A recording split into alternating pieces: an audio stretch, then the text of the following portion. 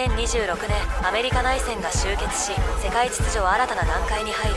ついに旧領土の奪還に動き出したソビエト連邦はウクライナへの侵攻を開始した。これに対しヨーロッパ、NATOは戦争への直接介入を決定。現代において実に80年ぶりの欧州を舞台にした大戦争が始まったのだ。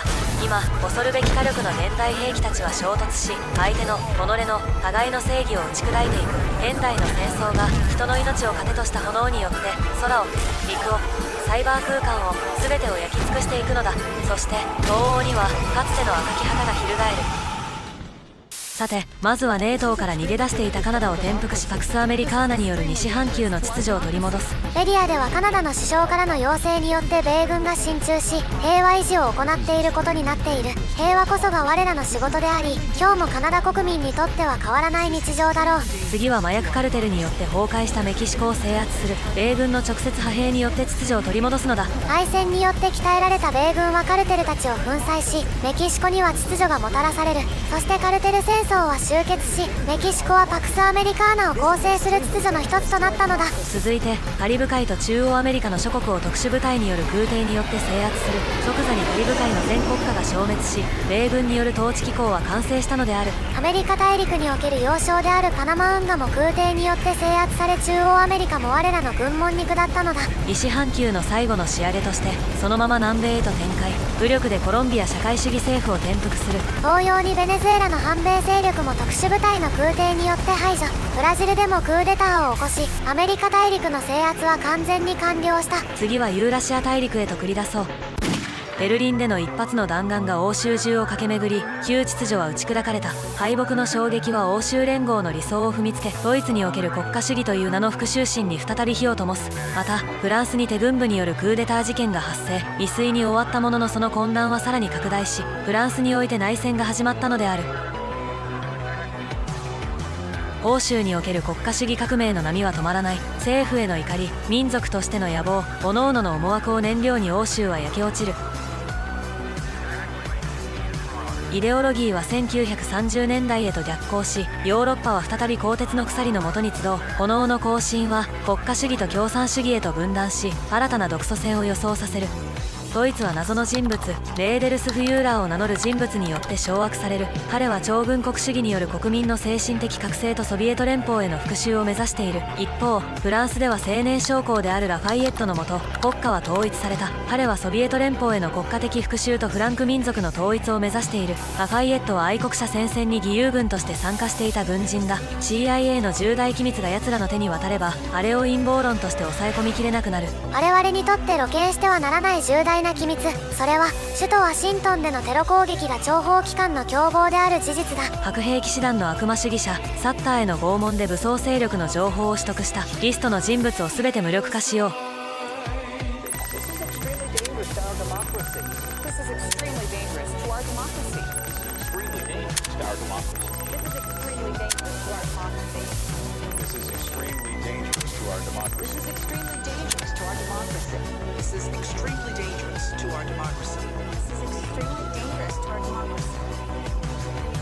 アメリカが国内の不穏分子を無力化している間、ユーラシア大陸は大きく分けて4つの陣営に分けられた。台湾の確保に失敗し、国家機能を AI に移譲した中国陣営。中国からの脅威に備えるため様々な国が合流した日本陣営。ヨーロッパ戦争に勝利し奇跡の復活を果たしたソビエト連邦。敗北の衝撃から国家主義革命が起きたヨーロッパ陣営。その中心に存在し、四大陣営の手が届かない中東に今アメリカの魔の手が迫りつつある。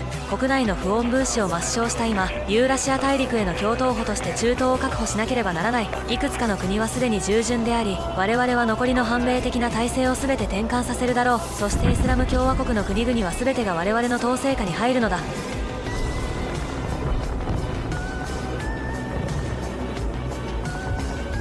アメリカによる軍事作戦は中東に過去の恐怖を呼び起こさせる。過去の恐怖が幻であり、本当の恐怖の始まりですらなかったことを思い知らされたのだ。今、アメリカに対する本当の抵抗が始まる。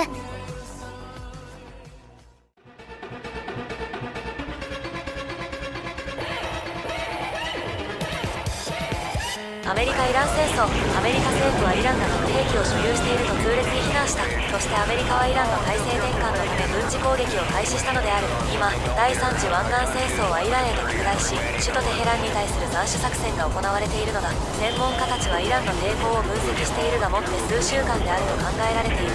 アーヤトッラー最後の抵抗。開戦と同時に行われた戦略爆撃は効果的に脅威を無力化している。ホルムズ海峡を横断する空挺降下も準備が完了した。南アメリカで鍛えられた特殊部隊員たちは即座に沿岸部を制圧し橋頭保を築き上げる。地上からの攻撃と空からの攻撃、そして爆撃機によって焦土溶かした中東をアメリカ軍は容赦なく進撃していく。その後イランはアメリカの中央軍統治機構として管理されることとなった。今や中東の制圧によってユーラシアのあらゆる地域への関与が可能なのだ。ついにアメリカによるヨーロッパを包囲する情勢が完成したのである。我々は全体主義に染まったヨーロッパを解放しなければならないのだ。過去の過ちを忘れ報復主義によって蘇った国家主義の欧州。過去の失敗を受け入れることができず再び覇権を目指したソビエト連邦。ならばこそ我々は奴らに思い出させなければならない。奴らに敗北の屈辱を、ヨーロッパの真の支配者が誰であるかを。それはお前たちではない。それはお前たちであってはならない。あるべきヨーロッパの支配者は我々なのだ。ヨーロッパの人々は教科書で見た悪夢を再び目撃する。繰り返してはならないと語られた殺戮が、ありえなかったはずの戦争が、現代の戦車たちが東へと向かい復讐の炎は東欧を焼き尽くす。90年前に拭い去ったはずの亡霊たちが恐るべき火力を持って帰ってきたのだ。さあ武器を手に取れ、兵器に乗り込め。生き残りをかけた大戦争だ。アメリカは欧州への介入を宣言しており、爆撃機が獲物に向かって飛び立とうとしている。ソビエト連邦もこの新たな大祖国戦争に対する準備を始めた。結局のところ過去の戦争は何も変えることはできなかったのである。さあ始めようか。第二次世界大戦の焼き直し、イタリそして最後の現代におけるヨーロッパ大戦だ。ドイツ・ポーランド間で軍事衝突。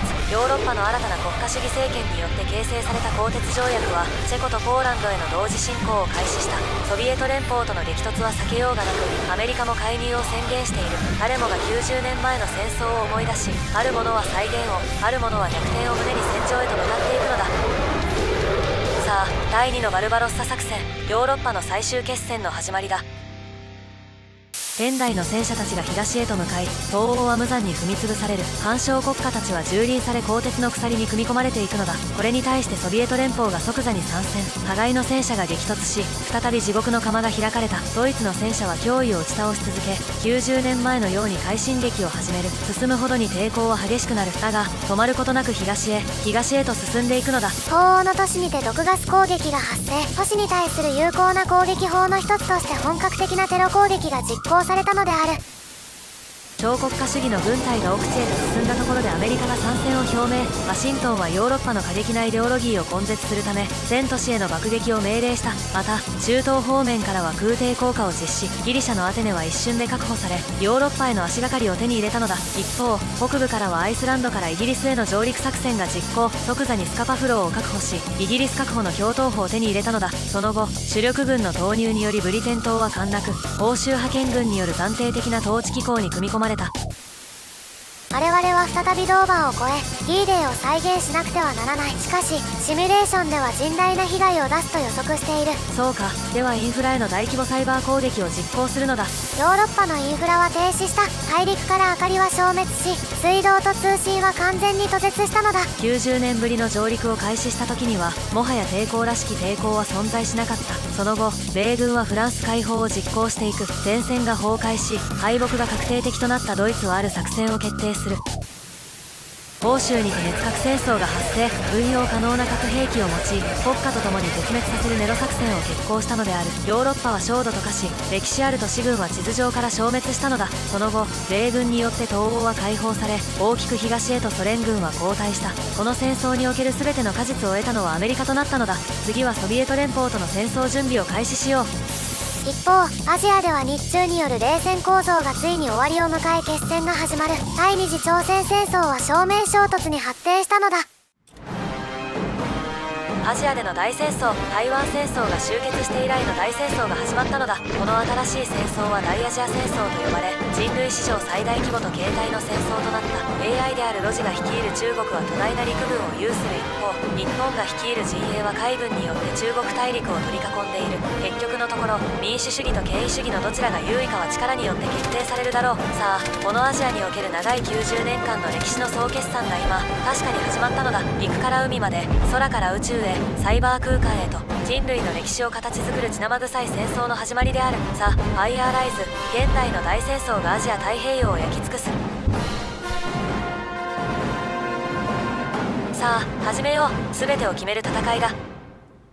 現在ソビエト・ロシアとの戦争が迫っている我々にはアジアに介入する余裕はない。ロシアとの戦争の早期終結のため、中東にて確認されたパンドラの箱を解禁する。総員配置につけ、バベル計画を実行せよ。この計画は中東における戦争の隠された目的だった。神経言語学的疫病。これはかつてシュメール人が用いた人類言語と思考や概念を支配する真理である。本来の統一的言語は人類の思考プログラミングであり、単なるコンテキストではなかった。要するに人類を支配するための技術なのだ。この技術を運用することで特定の言語族の文化、思考を破壊することができるであろう。さあ行こう。ソビエト・ロシアに対する神経言語学兵器の実戦運用だ。対ロシアの攻勢準備はすでに整った。今度こそ完全に徹底的にソビエトを破壊するのだ。アメリカ・ロシア戦争、現地の報告と映像から米軍とソ連軍の交戦が確認された。ワシントンはこれを宣言なき第二次冷戦の終結段階と呼び、ソビエトは突然の脅威に動揺している。この戦争は廃墟と化したヨーロッパ大陸をめぐる最後の決戦である。ロシアにとっての聖戦がアメリカの軍産複合体を打ち負かせるかは時が教えてくれるだろう。中央アジアからバルト海までの全域から一斉攻勢を開始。メディアは全体主義を非難し、民主主義の勝利を宣伝し続ける。そして民主主義の子供たちは爆撃機に乗り、全体主義の子供たちを焼き尽くすのだ。彼らは神経言語兵器の散布を開始。思考と文化、文明そのものの破壊が始まったのだ。人々は認識を、思考を、愛を忘れていく。目に映る光景は夢見る悪夢の急ブレーキ。沈黙の帝国からやってきた自分だけの島の皇帝陛下。目覚まし時計の数字がぐねりとねじれれば、これぞ無知が神格化した栄えある黄金律。パレードは続く。理解する者を食い尽くす沈黙な帝国の孤独な戴冠式。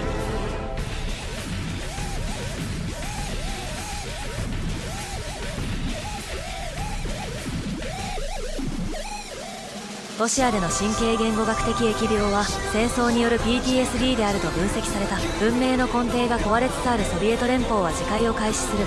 ソ連は崩れ、アメリカの手により新たで従順なロシア連邦が設立された。歴史の終わり、国家でない国家、ロシア連邦という名の監獄が完成したのだ。一方、アジアでは AI、ロジに率いられた中国が大アジア戦争に勝利。ロジはアジア全土を自らの神経網と一体化させ、超巨大国家、アジア人民統一体を完成させた。AI であるロジはついにアジアそのものとなったのである。彼女はアジアにとどまることをせず、世界そのものとなるまで止まらないだろう。統一体の準備が整った時、我々は勝利できるだろうか。対処可能な期間は限られている。決断が迫られているのだ。確かに AI による効率性は我々に恩恵をもたらすかもしれない。その時、人は AI の細胞となるのだ。要するに AI、ロジによる支配は我らが人類史の終焉と同義である。我々人類の未来に AI の統治者が存在する必要はない。さあ、世界をめぐる最後の戦いを始めるのだ。アメリカ・中国戦争。第二次アメリカ内戦以後、多くのアナリストは新冷戦の勝者を中国と位置づけてきた。しかし今、それは誤りであることが証明されたのだ。太平洋で本日、海兵隊の大規模な動員が確認され、海と空で戦闘が始まっている。この恐るべき紛争は近年における最も死者の多い、最も凄惨な戦いとなるだろう。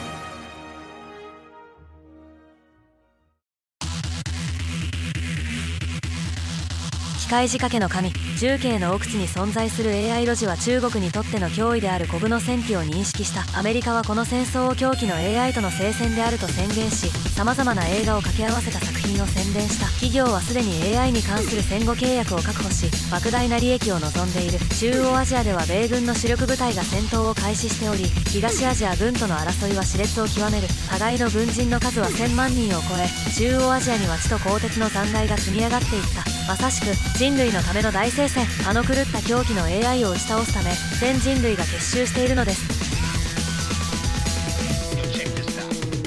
米軍、いえ人類軍は AI に操られた哀れな東アジアの民の解放という崇高な任務を成し遂げているのです。聞こえるだろうか、兵士たちの歓声が、人類の雄たけびが、約束された平和はすぐそこにある。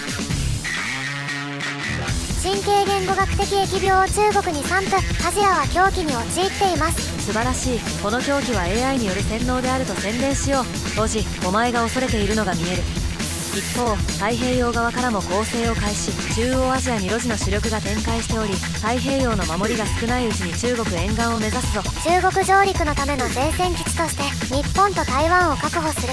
そしてついに朝鮮半島への上陸が始まった。また海南島からも大陸への上陸を開始。中国は西と東から挟み撃ちにされ、常に爆撃音と人々の発狂の声がこだまする。まさしく兵士を奮い立たせる人類解放のための声援そのものだ。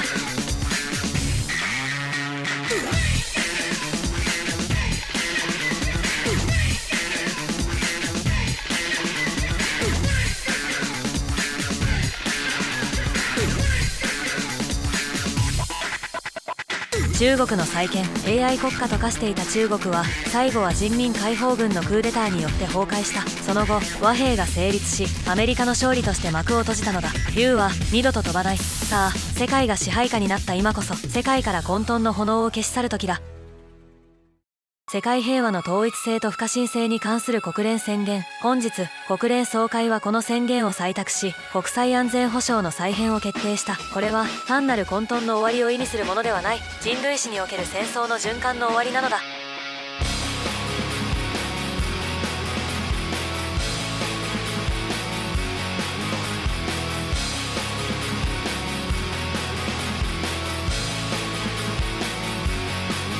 かつてのアメリカ内戦がもたらした混沌、それはいかに人類が愚かで、いかに安定をおろそかにしてきたかの証左である。世界秩序の崩壊という絶望を経て、我々は学び、そして彫刻した。立ちふさがる全ての脅威は排除されたのだ。今この地に満ちているのは我々が勝ち取った真の安寧である。もう不幸を繰り返すことは許されないのだ。今日この瞬間、古き時代は終わりを告げた。永遠の平和と完璧なる秩序、その幕開けをここに宣言する。もう二度とこの世界に火が昇ることはない。これが戦争の終わり、歴史の終わりの瞬間である。